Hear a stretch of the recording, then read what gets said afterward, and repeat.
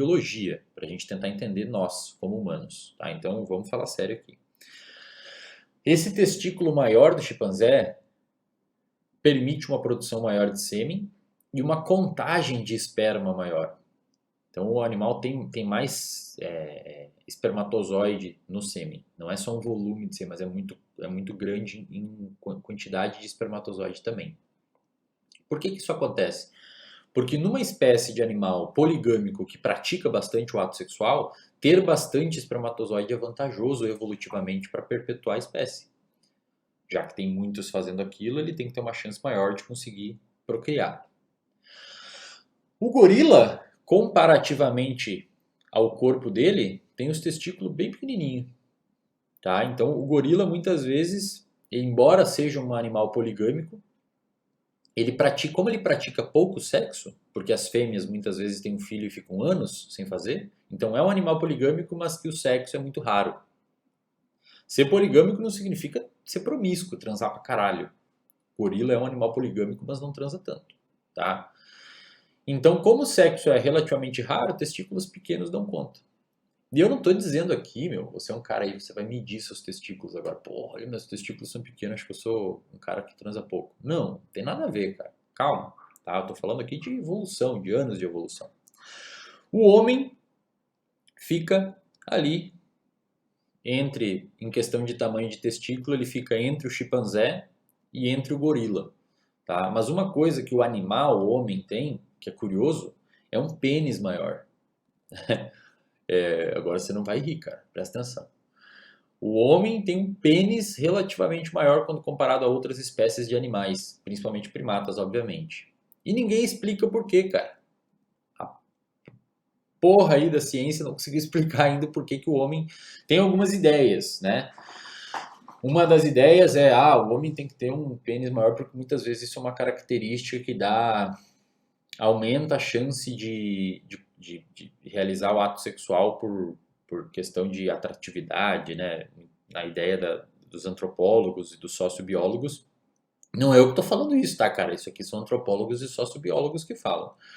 Na ideia deles, muitas vezes o homem pode ter essa característica de ter um pênis maior por conta eventualmente pode ser atrativo para as fêmeas, como o pavão. O pavão tem um rabo extremamente escandaloso, porque chama as fêmeas. Mas, cara, na história da humanidade a gente sempre andou de sunga, né, velho? Depois que virou homem ali, começou a atar uns coros na coisa e tal. Então a gente não anda com o pingolim pra fora. Então, existem alguns furos nessas hipóteses, sabe?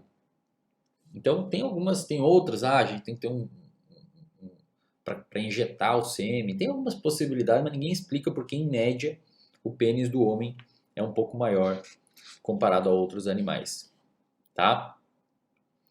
Então, só para vocês entenderem, o chimpanzé é uma espécie poligâmica e que pratica bastante o ato sexual, portanto tem um testículo maior, porque é evolutivamente vantajoso para ele tentar injetar sêmen na maior. Eu sei que falando assim parece escroto, mas cara, é biologia, eu tô falando de chimpanzés, calma, tá? Para injetar sêmen no máximo de fêmeas possíveis, porque é assim que eles funcionam. Além disso, tem os gorilas, que embora seja uma espécie poligâmica, eles têm um testículo bem pequenininho, o que faz com que isso acontece porque eles não precisam de um testículo grande. Um testículo grande para gorila seria custoso, evolutivamente falando.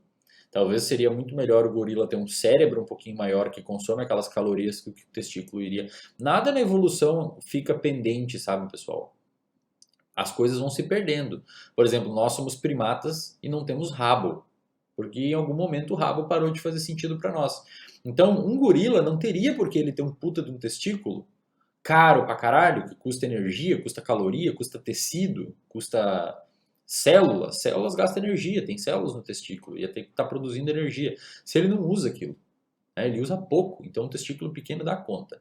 Nós humanos temos um testículo médio, então aí vocês já vão começando. Será que nós somos monogâmicos ou poligâmicos? Porque tem um poligâmico que tem um testículo grande, tem um poligâmico que tem um testículo pequeno. Os gibões muitas vezes têm testículo pequeno, são monogâmicos. Então, vocês já estão conseguindo formular na cabeça de vocês talvez uma resposta. Uma outra característica e agora vai começar a dar uma noção para vocês. Aliás, antes disso, se você pegar uma chimpanzé fêmea, ela vai ter um ciclo de ovulação explícito. Então você pega uma chimpanzé que chamam de estro ou cio, né, também.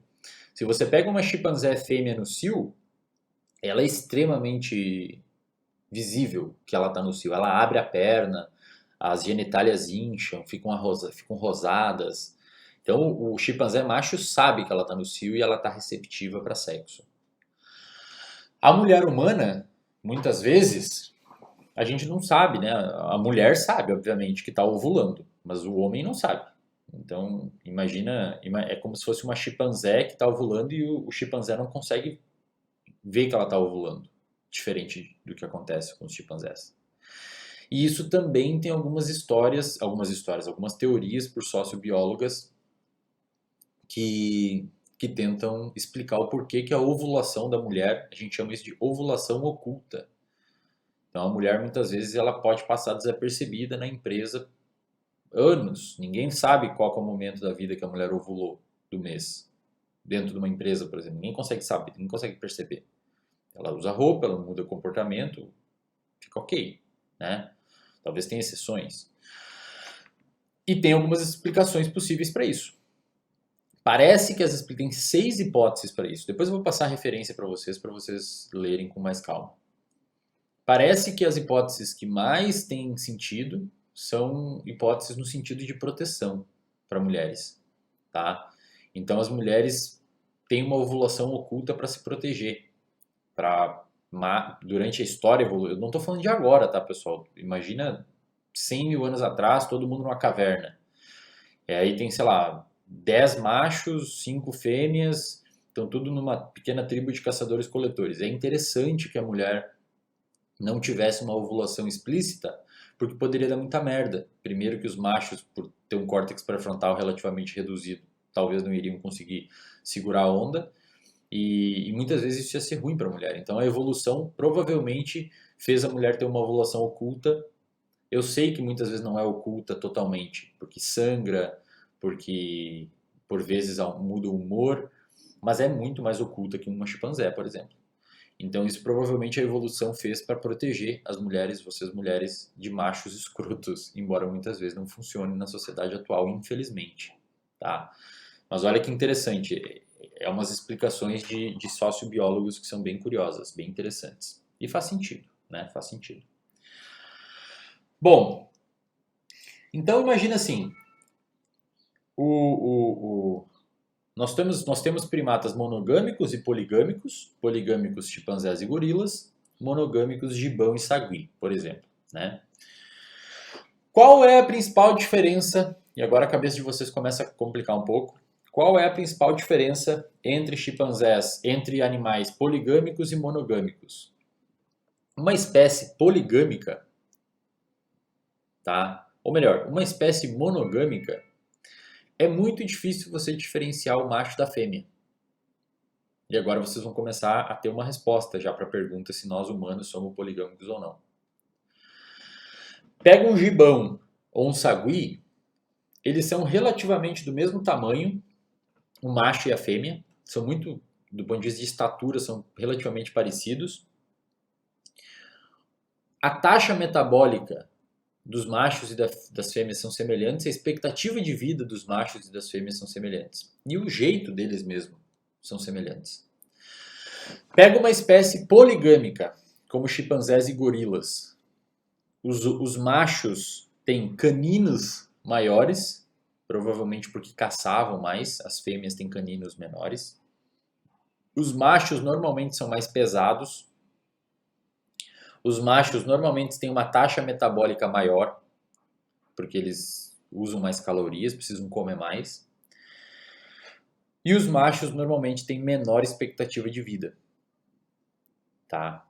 Além disso, quando comparado com os monogâmicos, os machos poligâmicos têm uma contagem maior de esperma, comparado aos monogâmicos. Se você é monogâmico, você faz um filho e tá bom, não precisa ter muito esperma. Comportamentalmente, machos poligâmicos muitas vezes só faz o filho, chimpanzé, um gorila, só faz o filho e vaza. vai fazer outro, ele não cuida do filho. Cuidar da prole fica majoritariamente para a fêmea. Machos monogâmicos como o sagui e o gibão, eles cuidam pra caceta do filho. Ajudam a dar comida, dar banho, cuidar, proteger. O poligâmico faz o filho e vaza, velho. Fica aí, se vira. O monogâmico faz o filho e fica em volta até a vida adulta do animalzinho. Então, muitas vezes o monogâmico, ele não precisa de mais calorias ou ter um canino maior, porque ele fica próximo ao filho, ele não precisa sair brigar por outras fêmeas. Para ele tá tudo bem. Entendem o que eu quero dizer? Então essa espécie foi selecionada porque ela é parecida com a fêmea, porque o comportamento na vida é muito parecido com a fêmea. Já um chimpanzé, um gorila, se você pegar um gorila, por exemplo, ele tem um topete, o gorila macho, e o dorso dele é prateado. E a fêmea não tem nada disso. Então, basicamente, se você for por exemplo, se você for um biólogo extraterrestre e você chegou na Terra, ou você é um humano e foi para Marte, você chegou lá e viu um casalzinho de animal andando.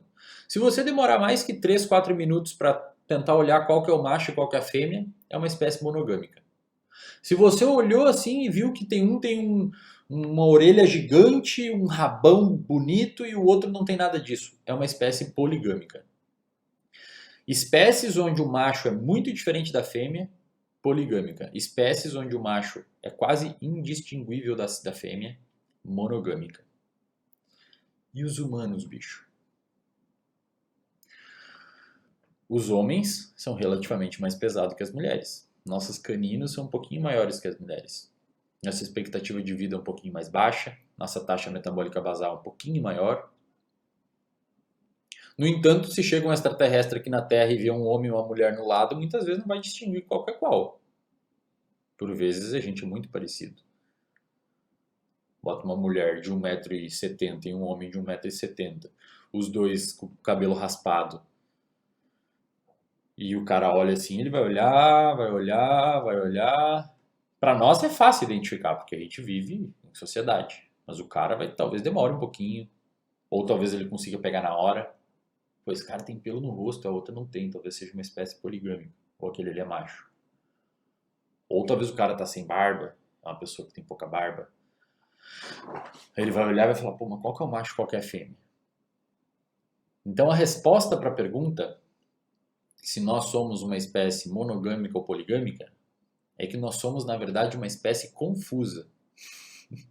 Talvez eu tenha decepcionado muitos de vocês desse vídeo aqui. Mas é importante vocês entenderem o raciocínio. Nós somos uma espécie confusa. A gente está entre o poligâmico e o monogâmico. Alguns autores dizem que nós somos monogâmicos fásicos. Em alguma época da vida a gente é monogâmico, principalmente quando a gente tem filho, e depois a gente pode se transformar antes ou depois em poligâmico. Porque o animal humano, ao contrário de um gorila, o gorila pariu ali, velho, o bichinho já subiu nas costas da mãe, já se limpou, você dá umas bananas, ele já descasca e come. O animal humano é muito caro, evolutivamente falando. É caro, gente. É caro não financeiro, mas é caro em energia, velho.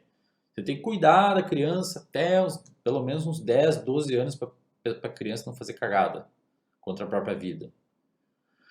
Então, esse custo energético e temporal do filho humano pode ter pressionado a espécie humana a pender